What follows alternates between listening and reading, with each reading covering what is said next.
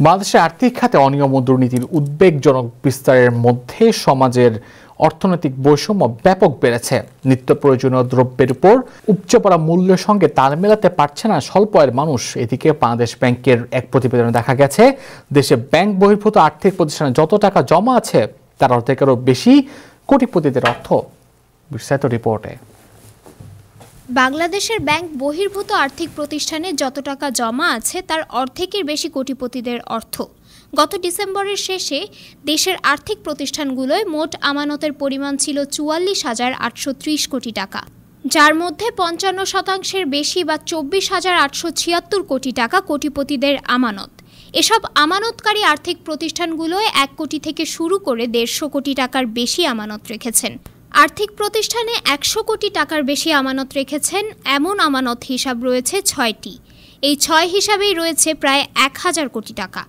আর্থিক প্রতিষ্ঠানগুলোর শেষ আর্থিক অবস্থা নিয়ে বাংলাদেশ ব্যাংকের করা এক প্রতিবেদন থেকে এ তথ্য পাওয়া গেছে। অর্থনীতিবিদেরা দীর্ঘদিন ধরে বলে আসছেন যে দেশে বৈষম্য প্রকট আকার ধারণ করেছে। এক শ্রেণীর মানুষ রাজনৈতিক ক্ষমতা ব্যবহার করে অর্থবিত্তের মালিক হয়ে উঠেছেন। তার বিপরীতে উচ্চ মূল্যস্ফীতি সহ জীবনযাত্রার খরচ বেড়ে যাওয়ায় মধ্যবিত্ত, নিম্ন মধ্যবিত্ত, বিপুল জনগোষ্ঠীর সঞ্চয়ে টান পড়ছে।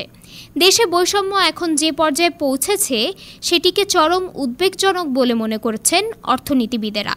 আর্থিক প্রতিষ্ঠান সংশ্লিষ্ট ব্যক্তিরা বলছেন, দেশের আর্থিক প্রতিষ্ঠানগুলোয় যে আমানত রয়েছে তার মধ্যে ব্যক্তি শ্রেণীর আমানত যেমন আছে তেমনি রয়েছে প্রাতিষ্ঠানিক আমানতও।